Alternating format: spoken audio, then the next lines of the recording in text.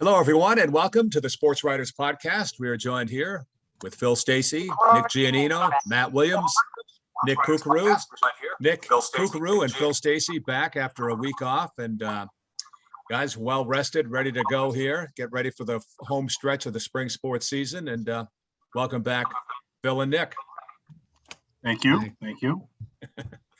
Well, let's begin with baseball. So maybe, Matt, you want to kick us off on this, some thoughts on some baseball, some latest baseball updates. We'll also, maybe we can weave in our surprises, surprise performances, unexpected performances, or either team or individual so far this spring. So, Matt, why don't you get us underway with some baseball updates? Well, I think, Beverly continues to streak. So there was no curse last week. They've won 6 in a row now to go to 7-1. And, they'll go to Danvers to the Twy on a Wednesday for a first place showdown. Of course, Beverly unbeaten in conference play. Danvers, I believe, with one loss, technically in conference play, 2 conference losses, one of which doesn't count. So a little bit tough to figure that out this year with some of the crossovers being doubled up, as is tradition, I guess. But so that'll be a big one for the Panthers. I expect Noah Guanci will spin the ball again. He's got 2 straight shutouts, hasn't allowed a run, I think, in 15 straight innings or something along those lines. So the Panthers are continuing to roll. That's really it right now. I mean, I think, St. John's is struggling a little bit right now. Lost 2 in a row. Lost their first conference game of the season to BC High at 2-1 this afternoon. So, they're trying to find it a little bit over there. They're 5-3. I'm sure with no Super 8 to qualify for, they are feeling like they'll be okay. They'll figure things out. It's just been kind of interesting. Steady as she goes. Some teams trying to figure some things out. Some teams trying to, keep hot. But I think really right now the hottest team is certainly the orange and black. Nick Kukaru, any updates from the Cape Ann area in baseball? Gloucester's still, they're chasing Beverly and Danvers right now. So they play Danvers Friday night, so they'll have to win that one to get back in the race. But I believe they're 2-3. The NEC play 5-3 overall. They got a couple crossover wins that were not conference games in the standings. I want to say Peabody. They beat Peabody last Friday. I don't believe that was officially a conference game for either team there. But yeah, I mean, they got a 1-run loss to both Beverly and Danvers, so they'll have to avenge those the second time around if they want to win the conference again this season. And Rockport and Manchester Essex both hovering around 500. I know Rockport got a nice league win over Georgetown last week, which was big for them. I thought, they would struggle in the Cal with all the new players they have. But senior right-hander Sam McDowell has kind of been a good emerging player for them. We're talking about surprises. I don't want to say a surprise, but he was kind of an unknown coming into this season, and he's kind of established himself as a real ace, which is pretty big for Rockport, especially if they're going to be playing in the Division 5 tournament later in June. I think having a real ace will come in handy in that tournament for sure. Yeah. Any other baseball thoughts from any of you guys at all? We can move on quickly because we've got. I saw my Pentucket Sachems got a big win over Masco today, huh, Willie? Yeah, Masco's struggling. They're having a hard go. But, we've discussed in the past on the podcast here, Ethan Hunt, the number 1 for Pentucket, as good as they come, 11 Ks today. I think that's his 3rd start of the season in double-digit Ks. So he's as good as they come in the Cal, Ethan Hunt is. So, certainly whoever the Sachems first-round tournament opponent is going to have to watch out for that guy. We should point out we're recording on Monday evening to post this on Tuesday morning, just an FYI for everybody. So there are some fresh scores in as of Monday evening here as we talk about this. I know that, for us anyway, Gene DePlacido covers softball. So myself, Willie, and Nino here are maybe not as well-versed in the local happenings as Gene might be. But I will say, just, from looking at scores and, results and who's doing what year over year, it seems to me like Fenwick has taken a real step forward this year. in softball. They're what is it 4-2 now, guys? 5-2 after they won the other day against Rockport. One or the other. I know they got 2 losses. Yeah, it was 4-2. That's what I had at least on Saturday. 4-2. Okay, so Yeah, Cook saw that game. Maybe he can speak to the quality of the Crusaders. okay, and Rockport had been playing pretty well. I mean, they had 4 wins going in themselves, right? Yeah, they got hit by the vacation bug a bit. They had a couple key players on vacation that kind of hurt them. But Fenwick actually did a really good job. Kelsey Anderson, who's Rockport's pitcher, was not one of those players on vacation, and they had some really good swings against her. They got a running inning, 12 hits. They were swinging the bats really well on Saturday, that's for sure. And it's kind of an interesting. Like Emma Burke is playing pretty well for them, and yeah, she got on base 5 times in that game, I want to say, and scored 4 runs. So she was kind of the table setter for them. okay. Ariana Costello is another name I see a lot. Of course, we know her as well as Emma from basketball. Is it Gigi Opont, the pitcher for Fenwick, has done really well. And, Yeah. all this under a new head coach. So, when I started, of course, Fenwick, literally the first 7 years I worked for the newspaper, Fenwick won the Division I state title. It was like they never lost ever. And then they just, after Buddy Henry passed away and, they began to, they weren't at the state title level, and then it kind of dropped and, they struggled for a while, but it's good to see them playing well again. So kudos to Fenwick softball, at least getting off to a really strong start this year. Yeah. That's a good pickup, Phil. That Fenwick tradition, that dynasty they had for a number of years back then. You're right. Yeah, I mean, Coach Henry. Yeah. It's funny. I think any of us can relate to this. Sometimes you can remember things that happened 30 years ago more than you can what happened 2 years ago. But I still clearly remember, Fenwick softball, they won 40 state tournament games in a row. That's ridiculous. I mean, think about doing that in baseball or basketball or soccer. I mean, it just doesn't get done, 40 in a row. And they beat teams they had no business beating. They won 1-0 games. They won with slap bunts and double steals, and they did whatever they had to do, and they always had great pitching. So again, and I know that they, everything is cyclical, as we all know, and I'm not saying they're a state title contender again, but they certainly are playing better. They've had a good April, and we like to see the ladies of 99 Margin Street winning more than they lose. So nice job. There you go. Well, I'm going to transition to lacrosse because I know Nick Giannino had the quick sticks column out for the girls' side in Monday's paper. Phil, I know you've, even though you were away, I'm sure you've, kind of had your ear and eyes as to what's been happening lacrosse-wise here in the last week or so. So let's toss it to Nick Giannino here and start with the girls this time. We'll flip-flop it a little bit.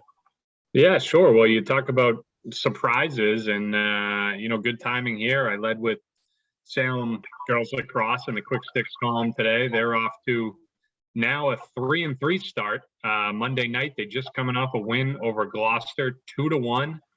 That's a team in Gloucester that Gloucester beat Salem earlier in the year 12-0 in the first game of the year.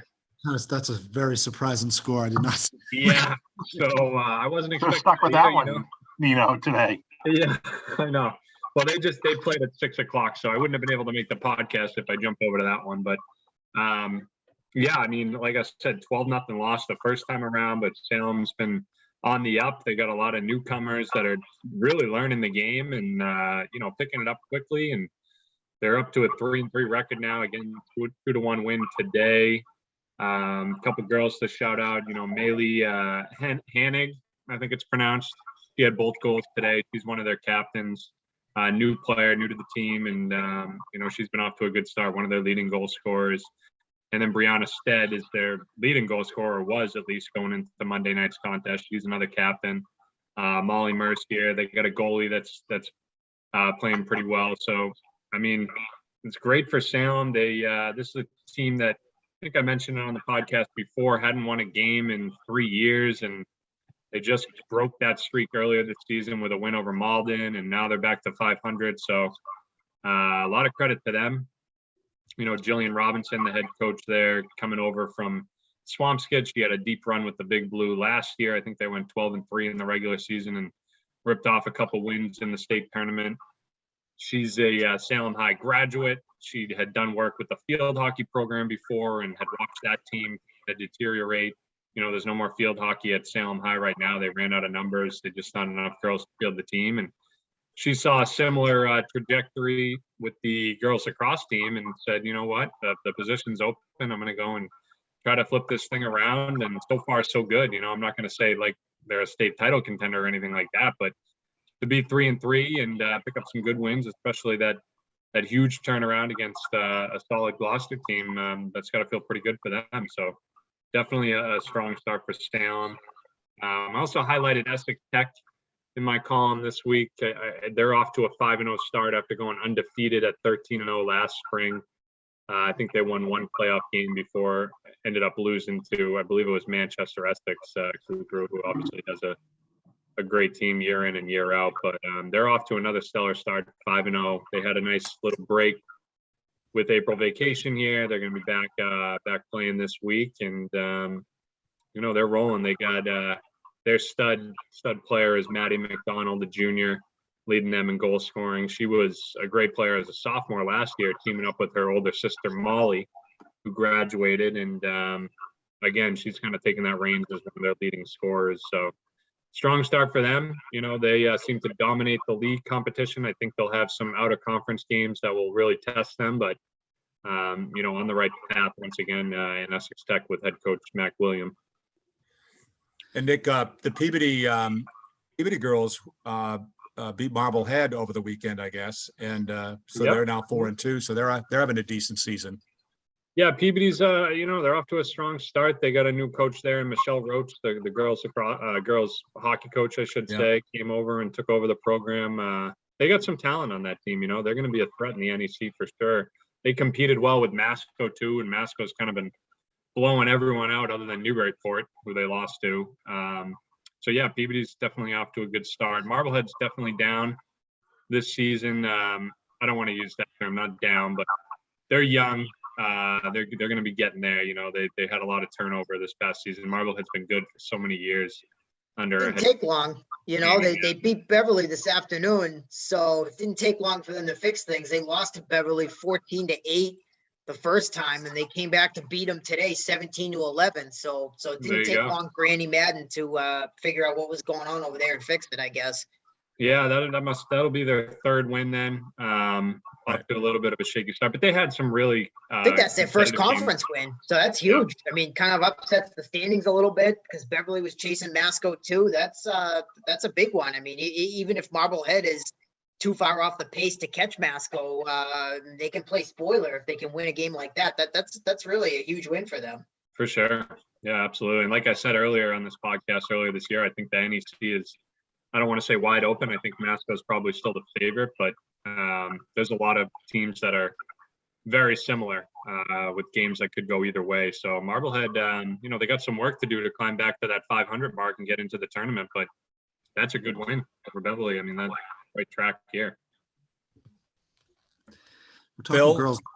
Go. I'm sorry, Nick. I cut you off there. Nick, go ahead. Sorry. No, I just wanted to, highlight Manchester Essex, as Nick alluded to a few minutes ago, and they're off to a 6-0 start, and they've just been burying everybody. They had a really, really interesting win last week. I know their coach, Nan Gorton, basically has encouraged, anybody who can go on vacation, go on a school trip. And she kind of made that last week optional if any of her players went someplace. And they fielded 6 varsity players and 6 JV players against Bishop Fenwick last Wednesday and went out and won 12-2 anyway. So they're really rolling. Their goalie, Bridget Carovellano, I believe it's pronounced. She's a freshman.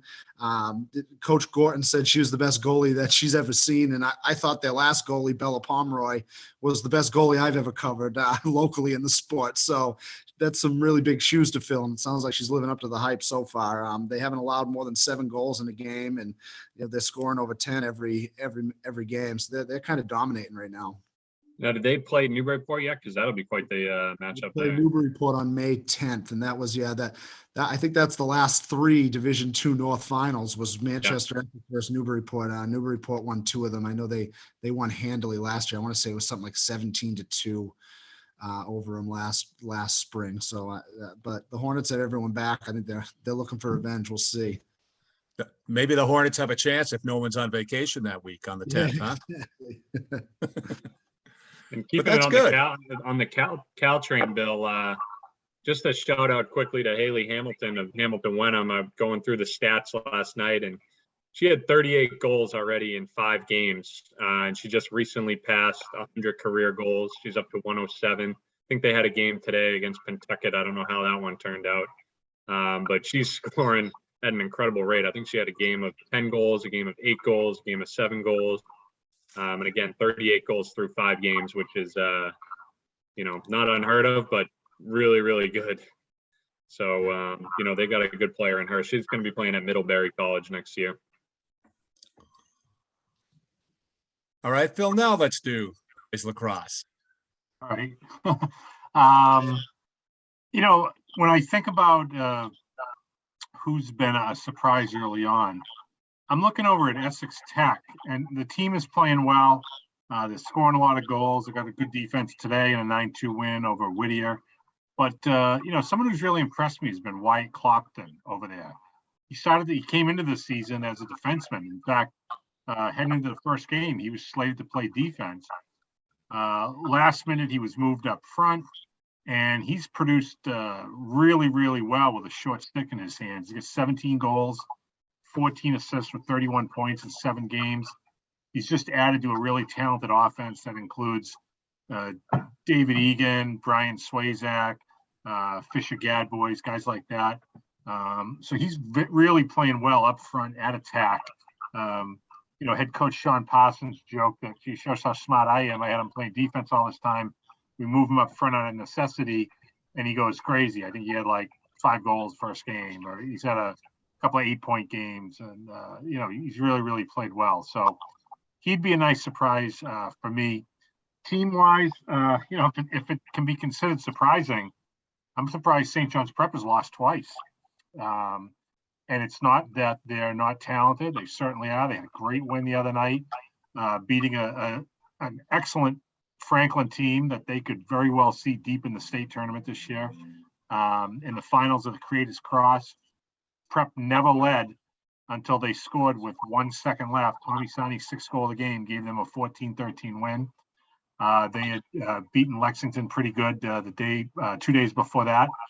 But they lost an uncharacteristic 8-4 game against Acton Boxborough a week ago Saturday, and then followed that up with a loss down in Staples, Connecticut against the top team in Connecticut, 14-9. That won't count on their MIA standings. But it's a loss. It's you play the game, it counts. It's a loss. So I'm surprised they've lost a couple, but it seems to me like they've rebounded nicely these past 2 games. They get back into conference play this week. I think you'll continue to see them play well. Another big showdown coming up next week with BC High. Is it next week or the week after? I was looking at the schedule earlier today. It might be the week after. At home. So they'll be tested certainly again several times, but I think we're going to see the Eagles get back on the right track here.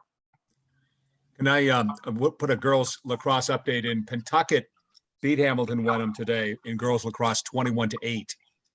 Oh, wow. I saw it was 5-5 at halftime. So Pentucket must have exploded after the break then. Yeah, I guess so. So Jeez. We also got an update too. This doesn't always happen in softball, but Maya Parent of Beverly had 2 home runs today. She had a 3-run homer and a 2-run blast as the Panthers defeated Essex Tech. I think it was 14-5. So nice job by Maya. I believe she's a team captain, blasting a couple of home runs for the orange and black, as Willie called them. as Dan Keefe would say, go Panthers or something, Panthers. right? Yeah, exactly. In fact, I was at their boys lacrosse game today against Marblehead. Now, Marblehead hasn't lost the Northeast Conference game since 2017. It used to be Beverly was the powerhouse for years and years and years.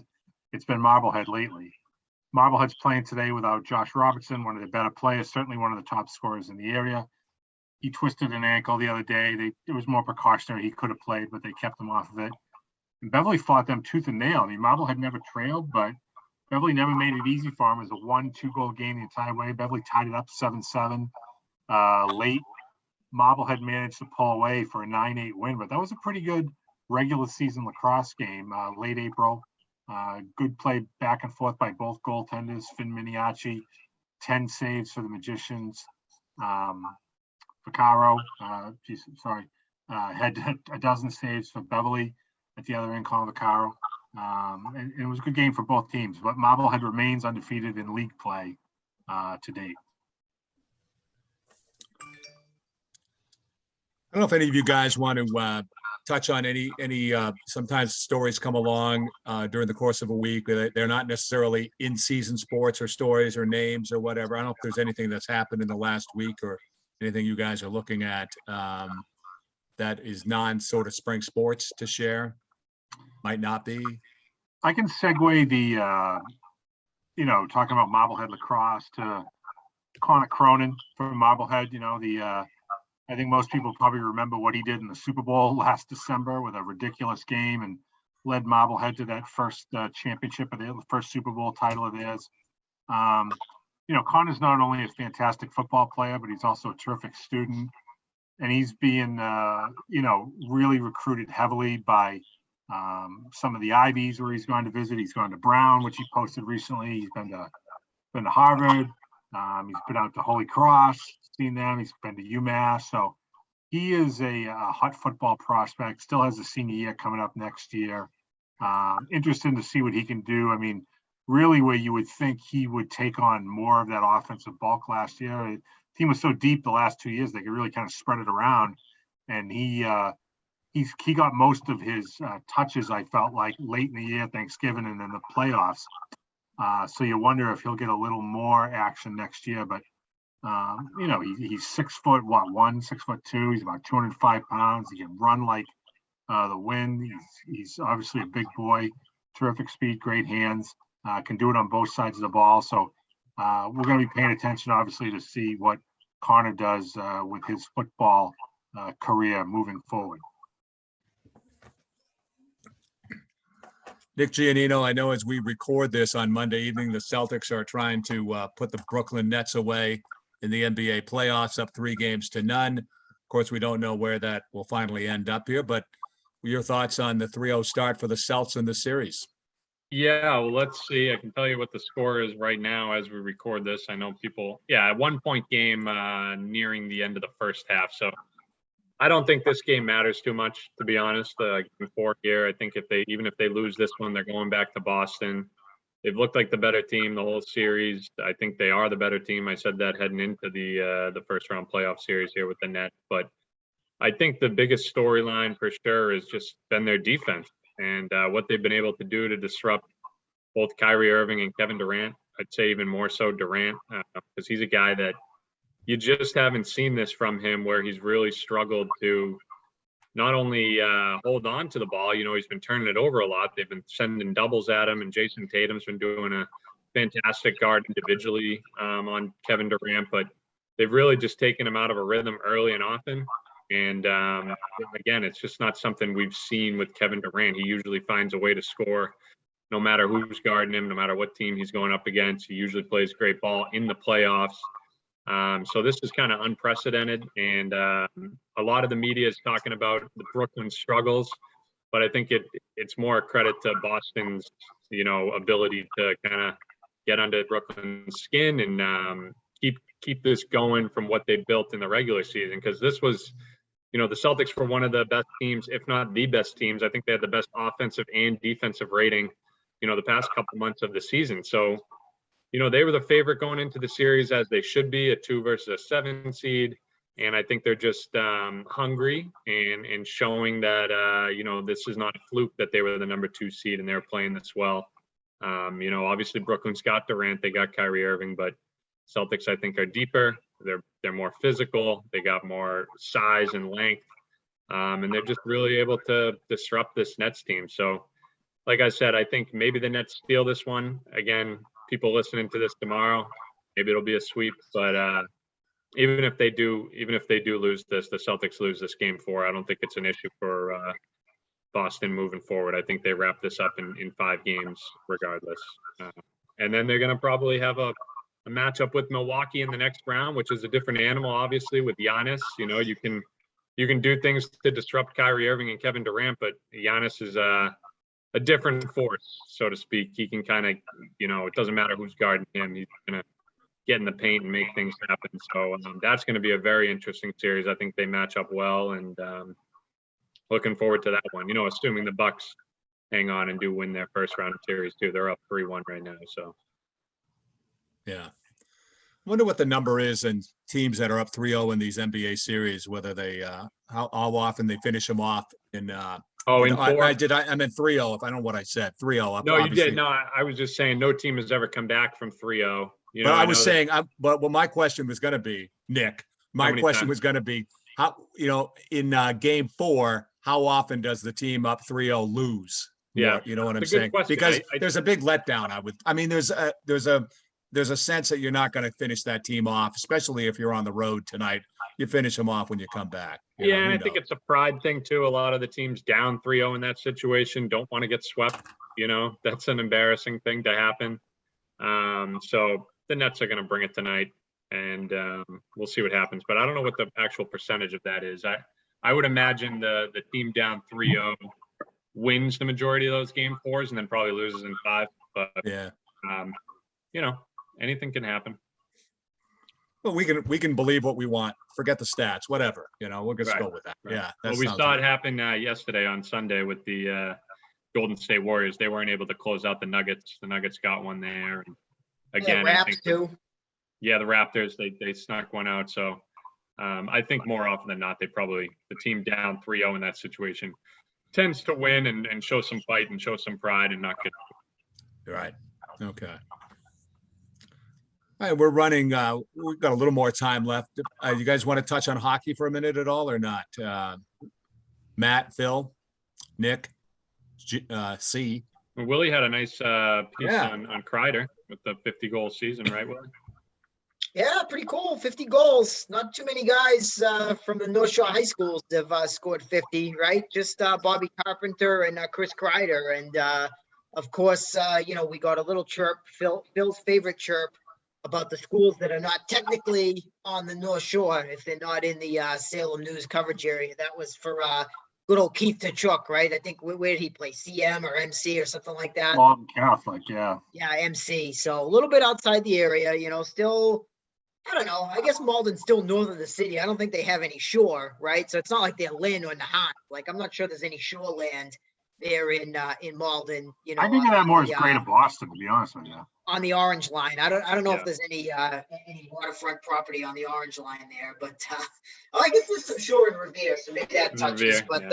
But nonetheless, no slander for the Boston University alum. Of course, his kid had his first 100-point season this year too, so I don't think he really cares, whether we mention him or not, to be honest. But I've digressed. But geez, Kreider, I mean, for 51 goals, it's going to make him a lot of money, right? And I mean, I think I read there were only 13 guys that have scored 50 goals past the age of 30, which I guess shouldn't surprise anyone. The way Chris, he's like one of those real early disciples of Mike Boyle, the strength and conditioning guru. I mean, you people that have seen the videos of him jumping out of pools and, I mean, his quads are the size of tree trunks. I mean, this is a guy that really takes care of himself. And, much like Tom Brady, his 30s could be better than his 20s, even though he plays the game in a rugged way, it doesn't seem to be wearing him down at all. So, kudos to him. I mean, I watched a video of him talking after his 50 goal and,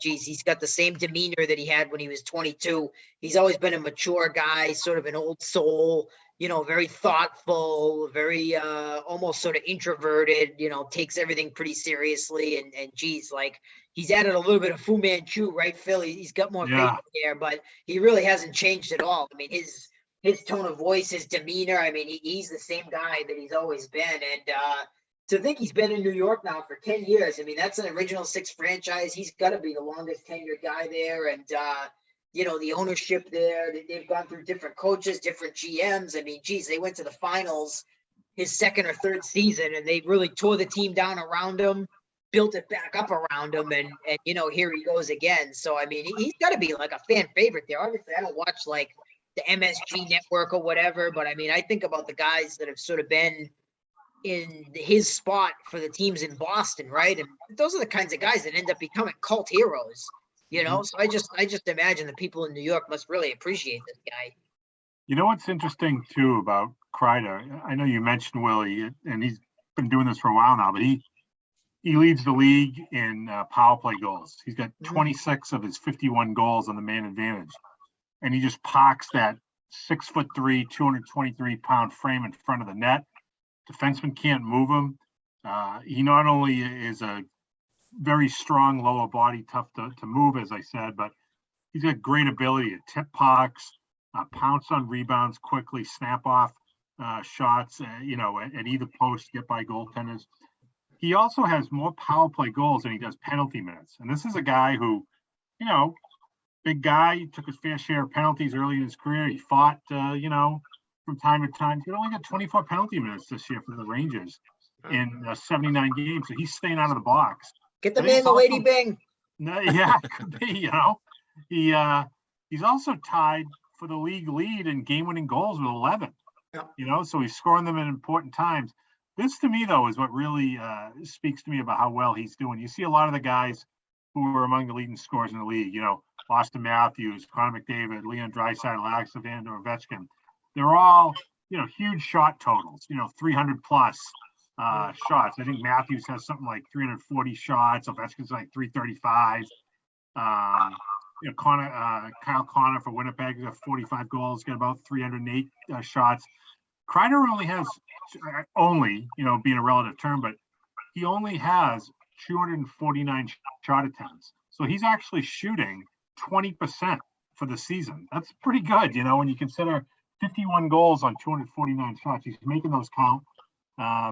He's a good guy. Willie and I obviously know him personally. We have, I have since he was a high school kid at Masconomet as a skinny little freshman, and then he got a big boost between his freshman and sophomore years, grew quite a bit.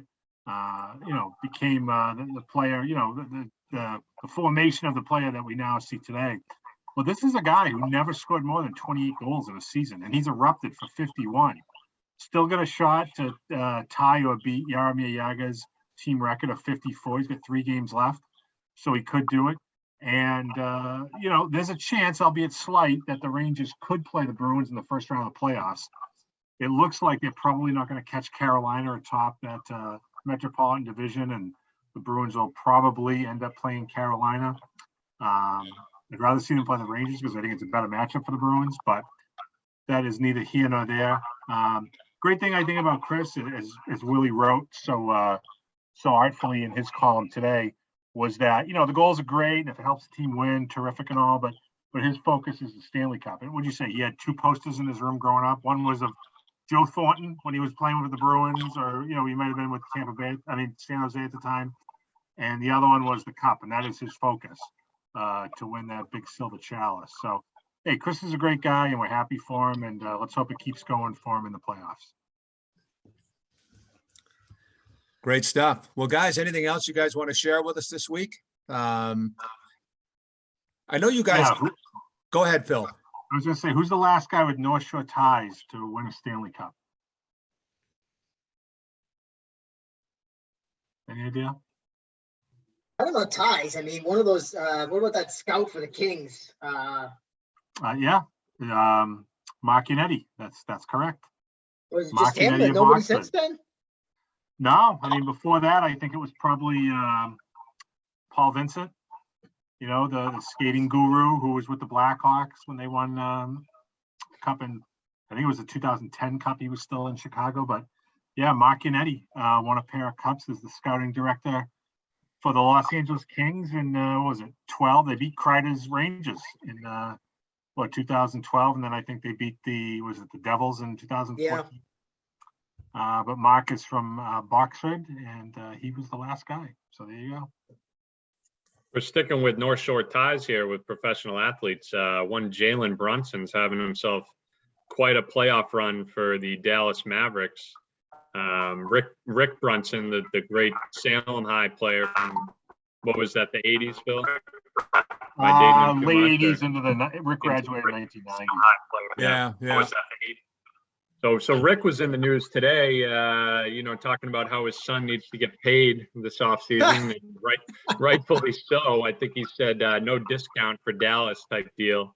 Dallas had a chance to lock up Brunson earlier this season with a 4-year extension. Didn't offer it to him, and he's going to make a lot more money than the Mavs would have paid him. That's for sure. Going into free agency this season, he's been incredible for the Dallas Mavericks in the playoffs. Again, Luka Doncic, their star player, was out the first couple games, and Jalen Brunson, didn't miss a beat. Led the team to a couple wins over Utah, and that series is tied now. But Jalen's still very much, a key player for them, even with Luka back. And it's going to be interesting to see where he ends up and what kind of contract he gets. But that's a 2-time champion at Villanova. He slipped, I think, pretty late into the draft, and he's been proving everyone wrong. So I remember talking to Rick, his dad, a few years back when he was at Villanova, and Rick had said Jalen was a much better player than Rick ever was. And, Rick carved out a nice career in the NBA, I think 8-10 years, something like that. But Jalen's on another level. He's going to be a franchise player, I believe.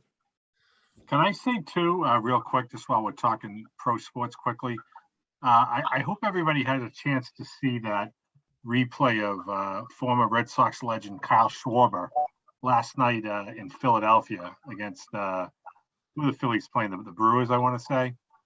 And he got rung up on strikes in the 9th inning on a pitch that was out of the zone by the infamous Angel Hernandez. If you haven't seen the clip, you really should.